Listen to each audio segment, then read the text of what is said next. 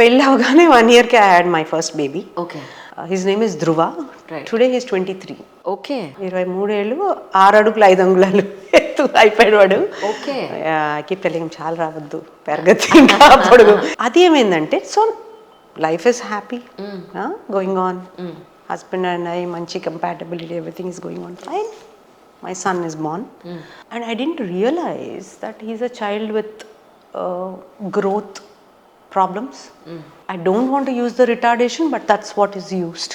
Mental challenges తో పుట్టాడు. పుట్టినప్పటికి we knew something is wrong. అది ఏంటి అని కరెక్ట్గా డాక్టర్స్ చెప్పట్లేదు. హైదరాబాద్లోనే he was born. Okay. I came back from US, then I had delivered here. Literally వాడి 8th year 8వ సంవత్సరంలో తెలిసింది వాడి కండిషన్ ఏంటి అని. సో అన్ని చోట్లకి డాక్టర్స్ తిప్పేదాన్ని, తిరిగి తీసుకెళ్లేదాన్ని. ఏంటండి స్లోగా ఉంటాడు, హీ వాజ్ స్లో అన్నారు. అంటే 9 నెలలు 1 ఇయర్కు నడిచే పిల్లలు వీడు 2 ఏళ్ళకి నడిచాడు. ఓకే. మాటలు మనకి చిన్న చిన్న పిల్లలు వచ్చేస్తాయి కదా, వీడికి స్పీచ్ థెరపీ ఇప్పించమని ఎవరో చెప్తే ఇప్పించాను, నాకు అంత కూడా తెలియదు. 4 yearsకి స్టార్టెడ్ స్పీకింగ్ లిటిల్ కొంచెం. మెట్లు దిగడం లేకపోతే జంప్ చేయడం, బాల్ అవన్నీ వచ్చేవి కాదు. మోటార్ స్కిల్స్ ప్రాబ్లం వచ్చింది. లైక్ అదేదో షాక్ అయిపోయి ఒకరోజు కూర్చుని ఏడవటం అలా కాదు, ఇట్ వాజ్ అ జర్నీ కదా.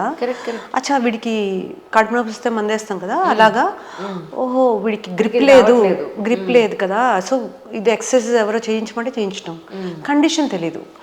సో ఏ డాక్టర్ చూపించినా ఆటిజం ఏమోనండి అనేవాళ్ళు, ఆటిజం అంటే తెలీదు. Right. So I research autism, ఆ ట్రేట్స్ నాకు కనపడలేదు.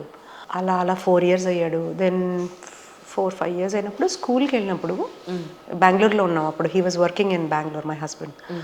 స్కూల్కి వెళ్ళినప్పుడు స్కూల్ 1 year అయిపోయింది, primary or UKG something I forget. ఆ గేట్ దగ్గర ప్రిన్సిపల్ నుంచి చిన్న చిన్న పిల్లలు కదా తీసుకెళ్తూ, షీ సెడ్ చూడమ్మా 3 months టైం ఇస్తా, ఈ బాబుకి స్పీచ్ రాలేదంటే నేను అడ్మిషన్ ఇవ్వలేను.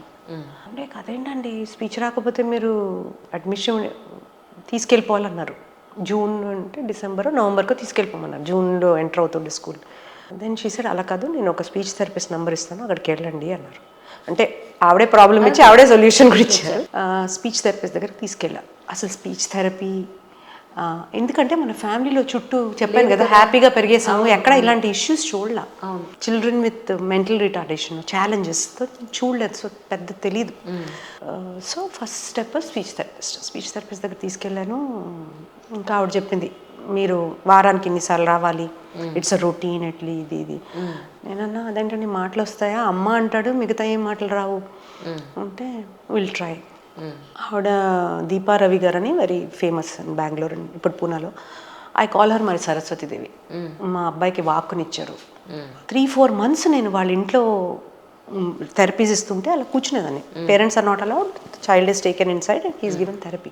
4 నెలలు అయిపోయింది, ఇప్పటిదాకా మాట లేదు ఏంటి అని ఆవిడని అడిగాను. అంటే లేదమ్మా నేను I'm not working on sounds, ఈ కాదు, నేను లాంగ్వేజ్ మీద వర్క్ చేస్తున్నాను. సరే నాకు అవన్నీ తెలీదు వింటూ నమ్మకంతో ఆవిడ దగ్గర వదిలేసాడు. 4 months అయ్యాక వాడు బుజ్జి మాటలు మాట్లాడటం, oh that gave so much joy కదా. Oh my god, he was 5 years I think. అంటే మాటలు రావని అనుకున్నది మాటలు వచ్చాయి, నడక రాదనుకున్నది మా మామగారు అన్ని రోజు నడిపించడం. లైక్ ఆక్యుపేషనల్ థెరపీకి ఎవరో చెప్పారు, స్పీచ్ థెరపీతో పాటు మీరు ఆక్యుపేషనల్ థెరపీ చేయించండి. అసలు అదంటే ఏంటి కూడా తెలీదు. అక్కడికి తీసుకెళ్ళేదాన్ని. సో నా వారం అంతా ఒకరోజు ఆక్యుపేషనల్ థెరపీ, ఒకరోజు స్పీచ్ థెరపీ, ఒకరోజు రెమీడియల్ థెరపీ. అంటే లెటర్స్ చదవటం కూడా రాదు వాడికి. సో అలా హ్యాపీగా ఉన్న మ్యారీడ్ లైఫ్. కానీ ఇదేదో రోడ్ బ్లాక్ అని నేను అనుకోలే. ఏం చేయాలో చేయాలి. అవును, ఇది మనం చేయాలి బాబుకి. అవును, వ్యాక్సిన్ చేయాలంటే వేస్తాం కదా, ఇది కూడా అలాగే అనుకున్నాను. నేనేమి నిరాశ చెంది ఏంటిలాగా అనేది నాకు ఏ రోజు క్వశ్చన్ రాలేదండి. He's my flesh and blood, నేను చూసుకోవాలి, నేను చేయాలి. So my husband was working hard, he was providing luckily. Therapies are very expensive, you know. Exactly. Per hour they charge quite a lot. I know. So అప్పుడు ఒక చిన్న car కొను, బెంగళూరులో అప్పుడు తను షిఫ్ట్ అయ్యారు, కంపెనీ షిఫ్ట్ అయినప్పుడు హెచ్పిలో join అయ్యారు. బెంగళూరులో ఒక కార్ కొనుక్కొని I use to take him, pack చేసి ఇవన్నీ వాడి ఫుడ్ అన్నీ ఒక 3-4 hours ట్రాఫిక్లో పడి ఒక అమ్మాయి ఉండేది, వాడిని పట్టుకుని టు గో ఫినిష్ థెరపీస్ అని. అది కంటిన్యూస్గా ఫ్యూ ఇయర్స్ చేశాను. మళ్ళీ యూఎస్ వెళ్ళాం మధ్యలో. బట్ అది కండిషన్ తెలియకుండా చేశాము. అండర్స్టాండ్ ఎందుకంటే డయాగ్నోసిస్ తెలీదు. Yes but is a slow learner, autistic, లేకపోతే ఈజ్ రిటార్డెడ్ ఇలా చెప్పేవారు. కానీ నాకు ఎగ్జాక్ట్ ఏంటండి, ఎందువల్ల అయింది, ఏం చేస్తే బాగుపడతాడు, అవేమీ నాకు పెద్దగా తెలియదు. చేయమంటే చేసేసాను. తెలుసో తెలియకో చేసినవి స్లోగా వచ్చి 8 years మా అబ్బాయికి, వాడి పేరు ధ్రువ, 8 years అప్పుడు I went to rainbow hospital ఇక్కడ రాధారమాదేవి, డాక్టర్ రాధారమాదేవి గారని పెద్ద జెనెటిస్ట్. ఆవిడ దగ్గరికి వెళ్ళమని చెప్పారు. ఇన్నేళ్ళు అయ్యాక అటు ఇటు తిరిగి. ఆవిడ సింపుల్గా ఒక క్యారియోటైపింగ్ అని ఒక టెస్ట్ ఉంటుంది. సో ఆ టెస్ట్ చేస్తే యాక్చువల్లీ అది క్రోమోజోమల్ డిజార్డర్. ఇప్పుడు మీకు నాకు 46XX అని ఉంటుంది. ఒక నార్మల్ ఫీమేల్కి 46 క్రోమోజోమ్స్ ఉంటాయి, నార్మల్ మేల్కి 46 క్రోమోజోమ్స్ ఉంటాయి. Male is 46XY, female is 46XX. మా అబ్బాయికి ఎక్స్ట్రా 3 క్రోమోజోమ్స్ ఉన్నాయి. That is where the defect is. So ఎందుకు జరిగిందండి ఇది? మనకి ఎలా ఉంటుందంటే మనం ఏమైనా చేసేసాం. ఉన్నారు, హస్బెండ్ హెల్దీగా ఉన్నారు, మీ ఫ్యామిలీలో హిస్టరీ, మా ఇద్దరు టెస్ట్లు కూడా చేశారు, ఇద్దరివి normal.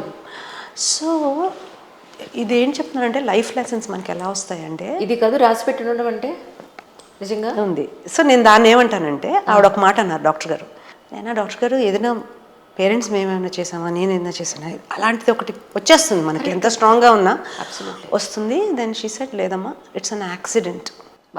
It's an accident. Road మీద వెళ్తూ కారు గుద్దేస్తే ఎవరు తప్పు ఏంటి? So it's a chromosomal accident అంది. ఇప్పుడు యాక్సిడెంట్ని మీరు ఎలా క్వశ్చన్ చేస్తారు? సో అప్పుడు ఫస్ట్ లైఫ్ లెసన్ నేను నేర్చుకున్నది ఏంటంటే, అంటే మా హస్బెండ్ చెప్పింది about your character, you should work, your identity, అదొక లైఫ్ లెసన్. బట్ ఈ మన లైఫ్లో ఇవి యాక్సిడెంట్స్ అనుకుంటే దానికి సొల్యూషన్ వెతుక్కుంటాం, హాస్పిటల్కి తీసుకెళ్తాం. కరెక్ట్. నాకు ఎందుకు జరిగింది అని క్వశ్చన్ చేస్తే దానికి ఆన్సర్ లేదు, సొల్యూషన్ ఎందుకు, ఎంతసేపు అనుకుంటాం అలాగా. So for me my biggest mantra is, నా ఇంకొక ఫ్రెండ్ ఉండింది ఇందులో, తనకు కూడా ఒక చైల్డ్ విత్ స్పెషల్ నీడ్స్ ఇలాగా. సో షీ ఆస్క్డ్ మీ, ఎందుకే మనకే ఇలా అయింది అని. కొంతమందికి అనిపి మనతోనే ఎందుకు అవుతుంది, ఇది మెయిన్ ప్రాబ్లం అంజలి గారు. చాలామంది మైండ్ సెట్స్ అలా ఉంటాయి. మనకెందుకు జరిగింది ఇలాగా, మనం ఏం చేసాము అంటే, నాకు ఏ రోజు ఆ థాట్ రాలేదండి. I swear on my children, my never ever, ఒక్కసారి కూడా నాకెందుకు ఇలా జరిగింది, నేనేం చేసేసాను. ఎందుకంటే దానికి ఆన్సర్ లేదు. ఎవరు పైనుంచి దేవుడు వచ్చి చెప్పడు, నేను ఎందుకు చేసావంటే నువ్వు అప్పుడు పాపం చేసావంటే I want to know what పాపం I did. Exactly. So why me అనే క్వశ్చన్ మనకి రాకూడదు. వాట్ నౌ అంటే మొత్తం అంతా ఓపెన్ అయిపోతాయి మనకి పాత్స్. ఎగ్జాక్ట్లీ. సో ఏ రోజు నేను పడుకుని ఏడ్చి వీడిని ఏం చేద్దాము, ఇప్పుడు నాకెందుకు ఎలా అయింది అందులో, ఇప్పుడు ఏం చేయాలి, వాట్ నౌ. సో అందరికీ నేను చెప్తాను, నన్ను అడిగిన వాళ్ళు ఎలా నువ్వు దాటుకొచ్చావు ఇది అంటే, ఇంకా దాటుకొని రాలే, దాటుకుంటున్నాను. వై మీ అని క్వశ్చన్ చేయకండి, వాట్ నౌ క్వశ్చన్ పెట్టుకుంటే మీకు డోర్స్ ఓపెన్ అయిపోతాయి. కరెక్ట్. సొల్యూషన్స్ వెతుకుంటారు. ఆ సొల్యూషన్ మీకు రిజల్ట్ పాజిటివ్ వస్తుందా నెగిటివ్ వస్తుందా అది వదిలేండి. Will go on. Yeah, just do it. Yeah.